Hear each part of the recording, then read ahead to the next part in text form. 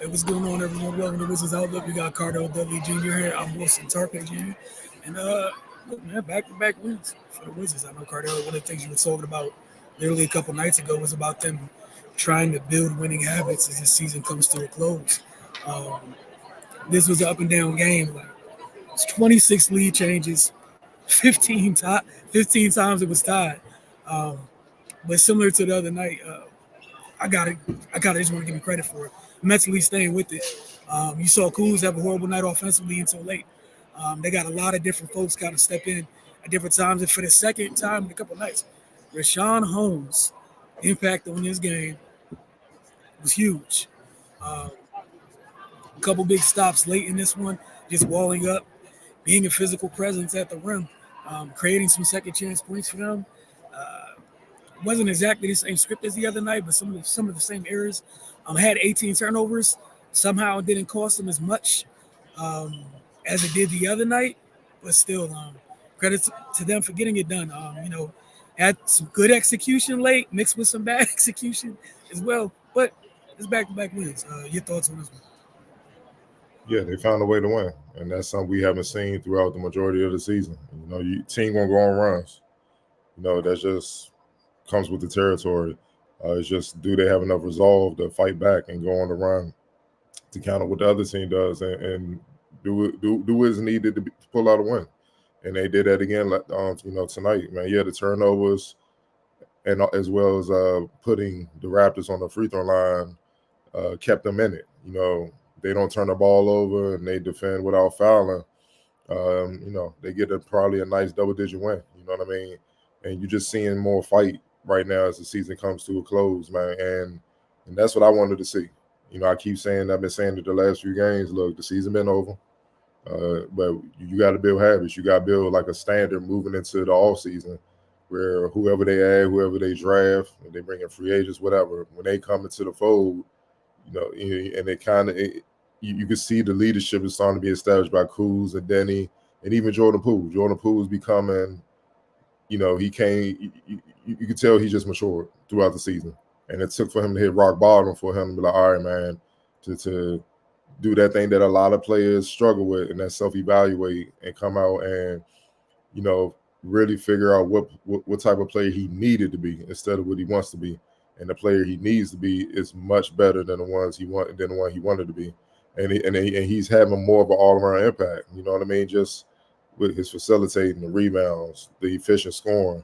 It's a totally different cat. Even in 3 steals, look, he may never be a lockdown defender. I'll never say never. You can always improve in that area, man. But he's actually making guys have to throw counters at him instead of just having guys just beat him off the first move, get the first step, beat him off the first bounce, and it's a wrap. You know what I mean?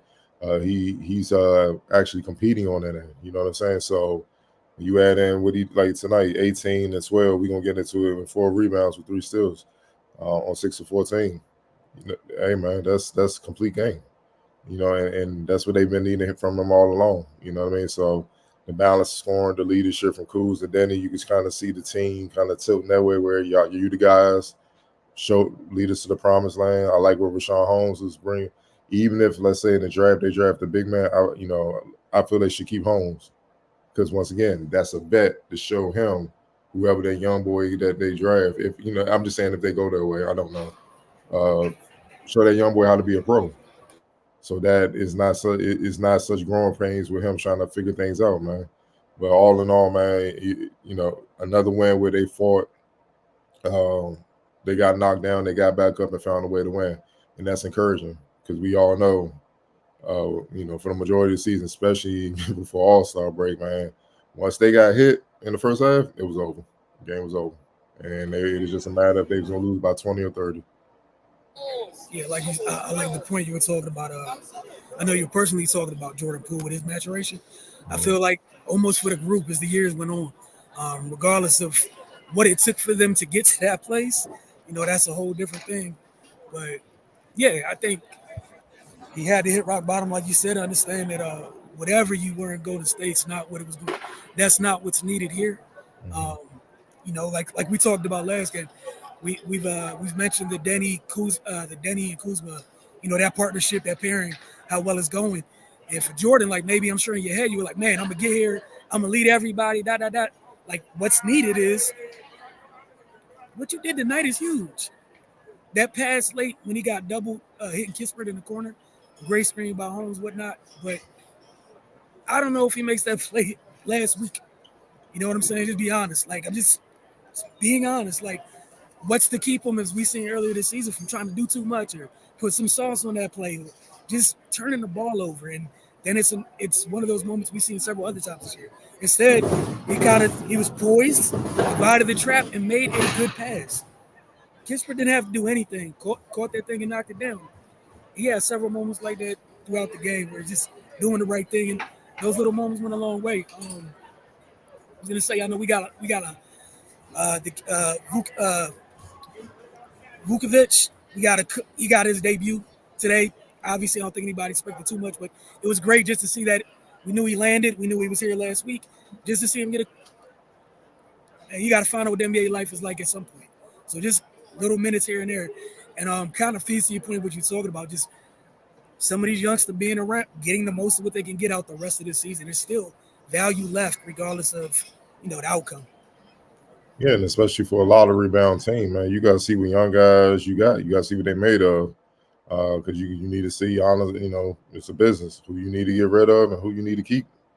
It's just facts. But like I said, on the player side of things, the young fellas, you auditioning. You either auditioning to stay here or you auditioning for another team. And if you want a career in the NBA, if you're a fringe guy, which most of these young guys are, unless you Bilal, you just got drafted in the first round, you got, good 3 to 4 years to prove yourself and whatnot. If you're a fringe guy, you've been in and out of the league, G League, back and forth, or maybe overseas and coming back, you need to take these games serious. Take it with urgency. It's just shoot, it's the NBA playoffs for you. You know what I mean? Because you don't know. I mean, nothing's guaranteed. This could be your last few games in the league if you don't perform, and that's just a harsh reality, man. So, but regardless, man, how I am and my mentality, how I build, whenever you step on the floor, you should give everything you got. I don't care if the season's done, you fight for a championship, and you're in the middle of the pack. It doesn't matter. Oh, you're a max player to a fringe player. You're supposed to give everything you got, and that's what you're seeing with the Wizards, man. And the reason why these wins deserve more respect is because teams are fighting for playoffs right now. They're fighting for playoff seeding. So they come in here like, man, let's just bust their, and keep it moving. And the Wizards not rolling with that. You know what I mean? They're competing. They're playing an efficient brand of basketball. It's a balanced attack. Like tonight, what they have 6 players in double figures, which made it hard to guard. So, it wasn't, they're earning these wins and they disrupting a lot of teams' plans. They becoming irritating, and they becoming that team that's just spoiling the party as the season comes to the close, so to speak. And that's all you can ask for, right? In a year like this, is have them take pride in be playing spoiler. Don't be the what perceived automatic W you were earlier this year. Which obviously I'm sure everybody would have wished this happened earlier, but it is what it is. Like you're here now, and they got to end it. I think a perfect guy that epitomizes what you were talking about. Johnny Davis tonight. You can look at the box score; it doesn't look like big. Every what it was 17 minutes of maximum effort tonight, flying around, sometimes just gaining extra possessions, just with his sheer activity. And again, like you said, folks fighting for their NBA lives right now, and everyone's not where like you said, everything's not set in stone, especially here. You're just not. Um, who'd you have for player of the game tonight? You know what, man? I'm gonna give it to Jordan Poole, man. 18 points, 12 assists, and he's stepping in, being a point guard, and 12 assists, and filling in last few games. He's been filling in beautifully for Tyus Jones. You know what I'm saying? And he's putting up Tyus Jones' number. He switched his game up. He went from just getting buckets and trying to score. I'll get mine when I get mine, but let me set everybody else up and eat off of them. And the team has been better for it. You know what I'm saying? Kispert is efficient. Kuzma always gonna get his because he's the best player on the team. Sean Holmes. You know what I'm saying? Denny, and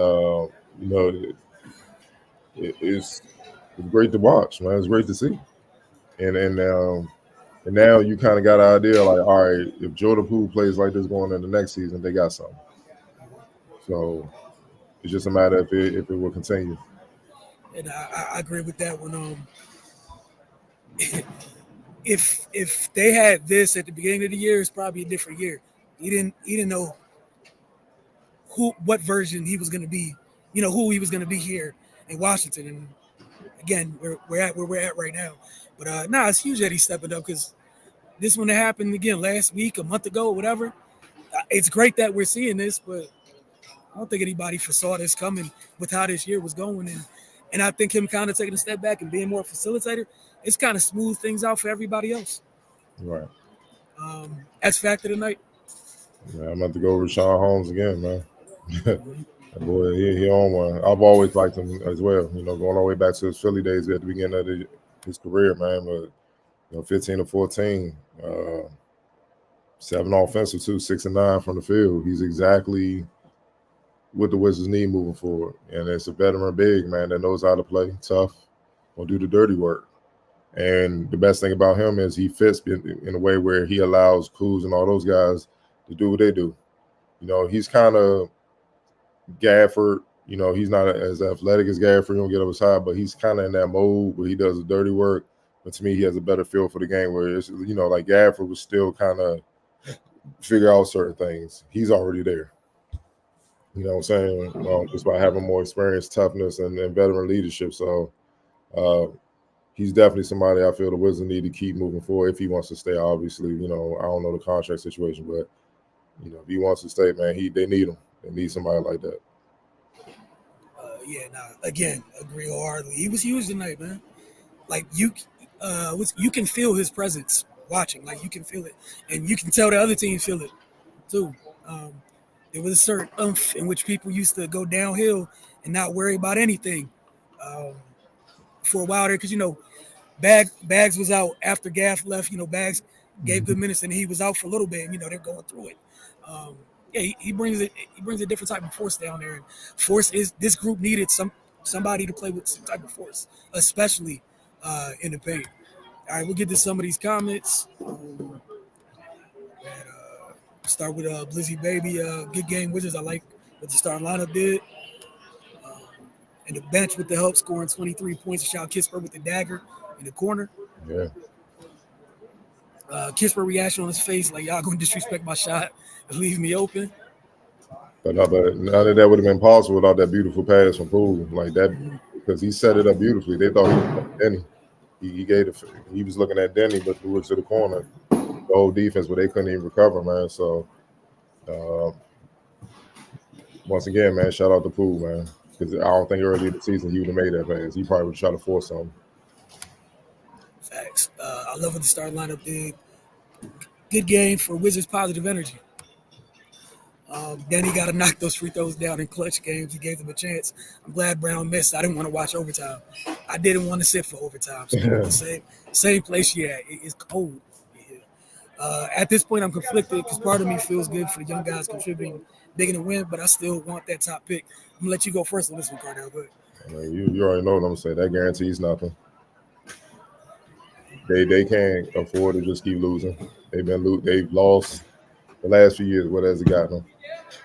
So it's better to build a morale and build a winning culture, build winning habits. So wherever they land in the draft, whoever they draft, that kid comes into a situation where he can learn and get better because it's a winning culture. You know what I'm saying? And he can, and that winning culture is going to be a standard that he has to live up to, and it will force him to have to stay on his grind or whatever, so he can make an impact sooner than later. It always comes back to winning. So you can get the number one pick all you want, man. I mean, like the conversation is when Phoenix drafted DeAndre Ayton. He's not even on the team no more. But they could have had Luka Doncic, who came from a winning situation, MVP over there in EuroLeague and all that. And we all know what Trae Young was doing in college. Could have had either one. But you can see where the Hawks is at. So out of those three, who were the top three projected players, who was the one that was winning at their previous position? Luka. So I rest my case. A little 2 cents here is I'd rather have this. I'd rather have the habits built, the foundation set, and have that kid who's already going to be coming in with a lot of stuff on their plate, not have to worry about setting and establishing a culture. That's a hell of a thing for a young player to have to deal with. And you can have the number one pick all you want. If you draft wrong with it doesn't matter.